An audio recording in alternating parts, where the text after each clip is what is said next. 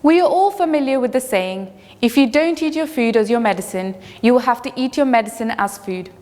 This is something we all need to pay special attention to today, especially after a report in the Lancet Diabetes and Endocrinology came out last week.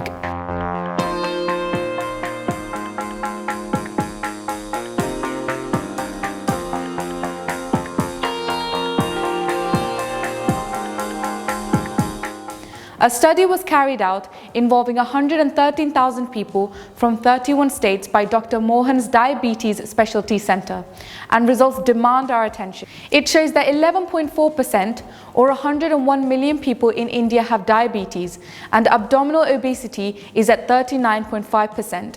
High cholesterol levels are at 24%, and diabetes is soaring high amongst Indians, and it's predicted to increase substantially in the next 5 years.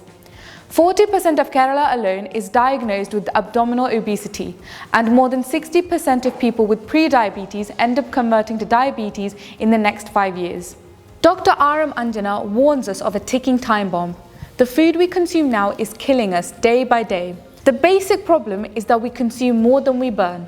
With everything mechanized in our kitchens and access to food with our phones, the need for physical movement has decreased. If we look back a couple of generations, most people were farmers who survived off their own produce, both organic and healthy. With lifestyle changes comes differences in our food habits. We love the hustle culture, with more time being spent in offices and other workplaces. As our industries progressed, so did competitiveness. Workers are under constant pressure and hours are spent sitting at a desk. In a family, it's more common for both parents to be working, and with less time in our hands, we prioritize convenience over health. Quick, easy, and cheap. That's what we want. And the answer lies with companies like Swiggy, who are in greater demand than ever before. We want fast food with our fast-paced life. But don't forget that this can give you a fast death too. Food has become a trend, especially after COVID-19. What's fueling this trend is social media. Videos of influencers exploring and promoting food hubs creates a tendency in viewers to do the same. There is more accessibility to a wide variety of food, especially international dishes. Our curiosity drives us to have a taste, but before we know it, it becomes a habit. The pandemic itself has impacted the way we eat.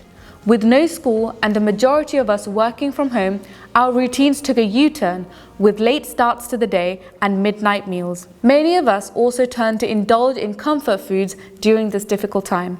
The contents of many of our preferred foods are straight up poison to our bodies. Sugar-filled foods are great in giving us a short-term boost, but in the long run, it has a negative effect on our mood and performance. This is especially dangerous for children as their bodies need enough nutrients to grow. They are in the process of growing, and necessary nutrients need to reach the body. The colorful packets of Lace and juice boxes are packed with artificial coloring and flavors that are addicting. This addiction then hinders proper growth in children. The oils and fats result in hormone imbalance, which affects your weight and the chemicals in your brain that control mood and performance. You'll find yourself being tired and lazy. Regular intake can also negatively impact your mental health. Food is an emotion for us Indians. It's planted in our culture. But if we run after it, diseases will chase after us.